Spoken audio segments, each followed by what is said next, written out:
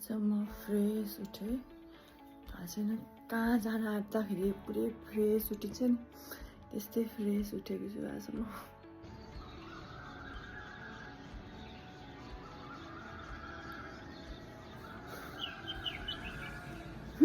यो च्यालेन्जले गर्दाखेरि ममा कन्सिस्टेन्सी चाहिँ बिल्डअप हुँदैछ। सुरुको 1-2 दिन मेरो च्यालेन्ज हो, मैले गर्नुपर्छ, गरिनँ भने वेस्ट जान्छ भनेर मैले गरेँ।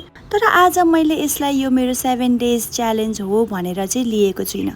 म एकदम इन्जोय गरिरहेको छु, फन गरिरहेको छु, मलाई इन्ट्रेस्ट लागिरहेको छ। कहिले बिहान हुन्छ र म योगा गरौँ, मेडिटेसन गरौँ, आफूसँग टाइम बिताऊँ भन्ने थट आउँछ। खाना बिर्सिनु हुँदैन है। आज त मैले क्या छिटो सकाएँ यार। कति बज्यो? 1 बजे, दिउँसोको 1 बजे नै यति पानी सकाएँ।